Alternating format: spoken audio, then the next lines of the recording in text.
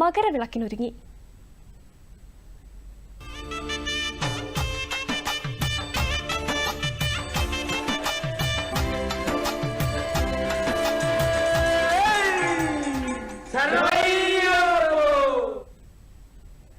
മകരവിളക്കിനൊരുങ്ങി ശബരിമല. മകരവിളക്കിന് മുന്നോടിയായി തന്ത്രി കണ്ഠരര് ബ്രഹ്മദത്തന്റെ കാർമ്മികത്വത്തിൽ ഇന്നലെ ആരംഭിച്ച പ്രസാദ ശുദ്ധിക്രിയകൾ സന്നിധാനത്ത് തുടരുകയാണ്. മകരവിളക്ക് കാലത്തെ പ്രധാന ചടങ്ങായ പമ്പവിളക്കും പമ്പാ സദ്യയും ഇന്നാണ്. വൈകിട്ടാണ് പമ്പവിളക്ക്. എരുമേലിയിൽ പേട്ടത്തുള്ളി, അമ്പലപ്പുഴ, ആലങ്ങാട് സംഘങ്ങൾ കാനനപാത വഴി കാൽനടയായി ഇന്നലെ വൈകിട്ട് പമ്പയിലെത്തി. പന്തളം വലിയ കോയിക്കൽ ക്ഷേത്രത്തിൽ നിന്ന് പുറപ്പെട്ട തിരുവാഭരണ ഘോഷയാത്രയുടെ 2ാം ദിനത്തെ യാത്ര ഇന്ന് പുലർച്ചെ ആരംഭിച്ചു. ഇന്ന് പെരുനാട് വഴി സഞ്ചരിക്കുന്ന ഘോഷയാത്ര ലാഹ വനം വകുപ്പ് സത്രത്തിൽ രാത്രി വിശ്രമിക്കും. കാനനപാതയിലൂടെ യാത്ര ചെയ്ത് മകരവിളക്ക് ദിനമായ നാളെ വൈകിട്ട് ദീപാരാധനയ്ക്ക് മുൻപായി തിരുവാഭരണങ്ങൾ സന്നിധാനത്തെത്തിക്കും. സന്നിധാനത്ത് നിന്ന് ഏറ്റവും പുതിയ വിശേഷങ്ങളുമായി ശ്രീകുമാർ ചേരുകയാണ്.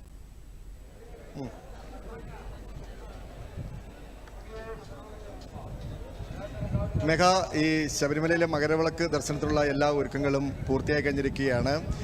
ഇപ്പോൾ ഉച്ച പൂജയ്ക്ക് ശേഷം നട അടച്ചിരിക്കുകയാണ്. ഇനി 3 മണിക്ക് മാത്രമേ നട തുറക്കുകയുള്ളൂ. എന്നാൽ ഭക്തജനങ്ങളെ 18ാം പടി കയറാൻ അനുവദിക്കുന്നുണ്ട്. അവർക്ക് യാതൊരു തടസ്സവും ഉണ്ടാക്കുന്നില്ല.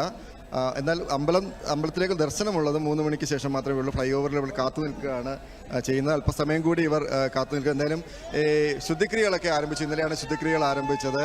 ഇന്ന് ബിംബശുദ്ധിക്രിയയാണ്. ബിംബശുദ്ധിക്രിയയും നാളെ ഈ പറഞ്ഞ പ്രസാദ ശുദ്ധിക്രിയ ഉൾപ്പെടെയുള്ള കാര്യങ്ങളെല്ലാം പൂർത്തിയാകും. ഇന്ന് പൂർത്തിയാകും. എന്തായാലും ഒരുക്കങ്ങളെല്ലാം പൂർത്തിയായി.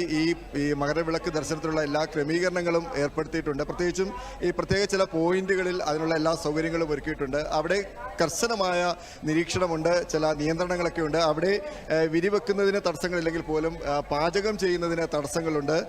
അതുപോലെ തന്നെ 5000-ഓളം പോലീസ് ഉദ്യോഗസ്ഥരെയാണ് വിന്യസിച്ചിരിക്കുന്നത് കൃത്യമായിട്ടുള്ള സുരക്ഷിതമായ ഒരു ദർശനത്തിനായിട്ട്. അപ്പം എന്തായാലും നാളെ രാവിലെ 8:45-നും 8:50-നും ഇടയിലാണ് മകര സംക്രമ പൂജ നടക്കുക.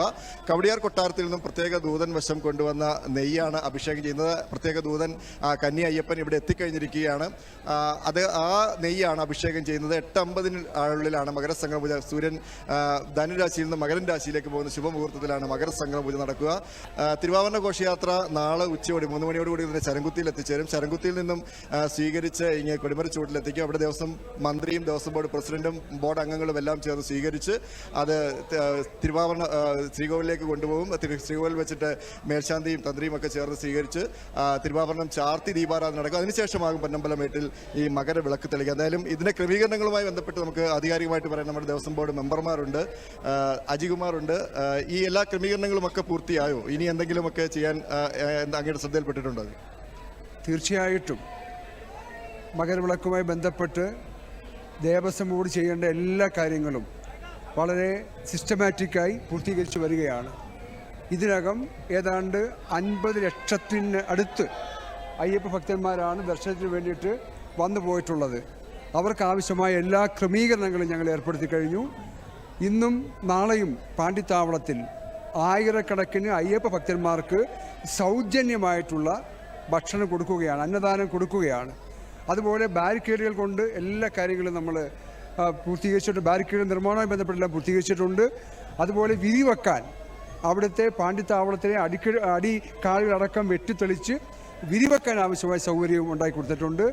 അയ്യപ്പനും ഭഗവാനും ഒന്നുചേരുന്ന, അല്ലെങ്കിൽ അയ്യപ്പനും ഭക്തനും ഒന്നായി മാറുന്ന ഏറ്റവും ഭക്തിസാന്ദ്രമായ അന്തരീക്ഷമാണ് നമ്മുടെ ശബരിമലയിലുള്ളത്. നാളെ പുലർച്ചെ ലാഹിൽ നിന്നാണ് നമ്മുടെ ഈ തിരുവാഭരണ ഘോഷയാത്ര പുറപ്പെടുന്നത്. അത് പ്ലാപ്പള്ളി, ഇലവുങ്കൽ, നിലയ്ക്കൽ, അട്ടത്തോട് എന്നിവിടങ്ങളിലെ സ്വീകരണങ്ങൾ ഏറ്റുവാങ്ങി വലിയനാവട്ടം, ചെറിയനാവട്ടം, നീലിമല, ശബരി, ശരംകുത്തി വഴി ഇവ എത്തുന്നു.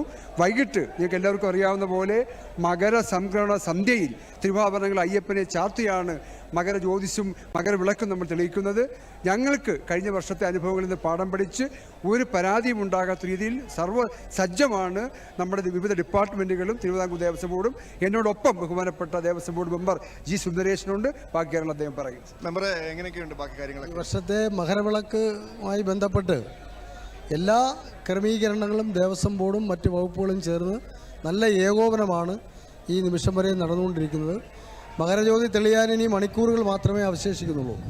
ഏറ്റവും പ്രധാനമായി മകരജ്യോതി ദർശിക്കാൻ എത്തുന്ന ലക്ഷക്കണക്കായ ഭക്തജനങ്ങളുടെ സുരക്ഷ ഉറപ്പുവരുത്തുക, അവരുടെ സുഖകരമായ ദർശനം ഉറപ്പുവരുത്തുക എന്നുള്ളതാണ്. അതിന് ആവശ്യമായിട്ടുള്ള എല്ലാ ക്രമീകരണങ്ങളും ചെയ്തു കഴിഞ്ഞു. പാണ്ടിത്താവളം ഉൾപ്പെടെയുള്ള പ്രദേശങ്ങളിൽ, പുൽമേട് ഉൾപ്പെടെയുള്ള പ്രദേശങ്ങളിൽ പ്രത്യേകമായ ക്രമീകരണം അക്കാര്യത്തിൽ വരുത്തിയിട്ടുണ്ട്. പാണ്ടിത്താവളം കേന്ദ്രീകരിച്ച് ഭക്ഷണം ഉൾപ്പെടെ തയ്യാറാക്കി കൊടുക്കുന്ന സ്ഥിതിയിലേക്ക് നമ്മൾ മെമ്പർമാരൊക്കെ പറഞ്ഞതുപോലെ തന്നെ ഇവർക്ക് വേണ്ട എല്ലാ സൗകര്യങ്ങളും ഒരുക്കിയിട്ടുണ്ട്. ഈ വ്യൂ പോയിന്റുകളിൽ ഭക്ഷണം ഉൾപ്പെടെയുള്ള കാര്യങ്ങൾ, അവർക്ക് വേണ്ട അടിസ്ഥാന സൗകര്യങ്ങളൊക്കെ ഒരുക്കിയിട്ടുണ്ട്. തിരിച്ചു പോകാനുള്ള KSRTC അടക്കമുള്ള സംവിധാനങ്ങളും ചെയ്തിട്ടുണ്ട്. എന്തായാലും കഴിഞ്ഞ ദിവസങ്ങളിലൊക്കെ വന്ന ഇതര സംസ്ഥാനങ്ങളിലെ അയ്യപ്പ ഭക്തന്മാരടക്കം ഇവിടെ ക്യാമ്പ് ചെയ്യുകയാണ്. അവരെല്ലാം ഈ ദർശനത്തിന് ശേഷം മാത്രമേ മടങ്ങിപ്പോവുള്ളൂ. അതുകൊണ്ട് ഈ വരുന്നവർ തിരിച്ചു പോകുന്നില്ല എന്നുള്ളൊരു പ്രത്യേകത കൂടിയുണ്ട്. എന്നാലും എല്ലാ നിയന്ത്രണങ്ങളും ഏർപ്പെടുത്തിക്കൊണ്ട് തന്നെയാണ് ദേവസ്വം ബോർഡ് മറ്റ് വകുപ്പുകളുമൊക്കെ സംയോജിപ്പിച്ച് എല്ലാ കൂട്ടായ ഒരു പ്രവർത്തനത്തിലൂടെ മുന്നോട്ട് പോകുന്നത്. മേഘ.